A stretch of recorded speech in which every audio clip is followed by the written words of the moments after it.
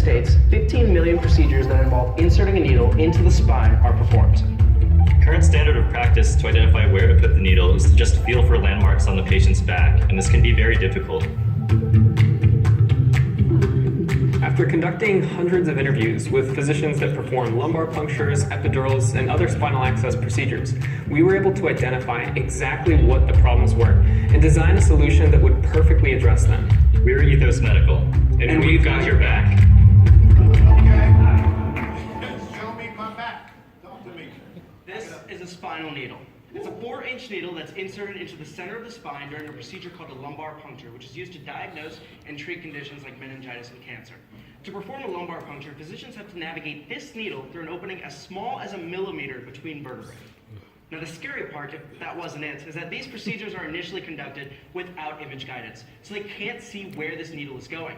That makes the procedure extremely difficult, which is why 20% of lumbar punctures can't be successfully completed. In these cases, patients are sent to the radiology department for yet another lumbar puncture, this time under X-ray guidance. This process increases patients' hospital stays and costs hospitals over $3,000 in non-reimbursable expenses per case. We've developed a needle guidance system that interfaces with ultrasound machines and allows practitioners to do these procedures without relying on radiology. Can we roll the clip, please? To set it up, snap the bracket onto the probe and insert the needle into the guide. Turn on our guidance overlay, which will then help display intuitive renderings of the spine and help align the probe on the patient's back. The needle trajectory will be overlaid on this image and will turn green to indicate when the needle has a clear path. You can now lock the guide in place and insert the needle with confidence. Now, the concept of real-time guidance isn't new, but existing machines aren't used today for two main reasons. They require practitioners to have existing understanding of how to interpret ultrasound images and data, and they're bulky and difficult to access when and where they're needed. Our system is usable by anyone and is built for these pocket-sized devices. Although we're focusing on lumbar punctures as our entry strategy, the problems associated with blind needle navigation exist in many other procedures, such as the epidural for labor and delivery. And these procedures occur collectively 26 million times per year. Given a $120 disposable device price, that equates to a $3.2 billion total addressable market in the United States alone. We started this journey about 7 months ago while going to Georgia Tech's CreateX Startup Accelerator program, and we've been working full-time on this ever since.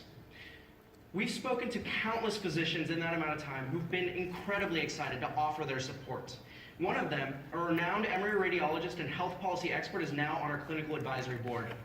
We need the Inventure Prize to fund the bench and animal testing to go through the FDA and get on the market so that we can solve a true pain in the back. Wow. Wow. Wow.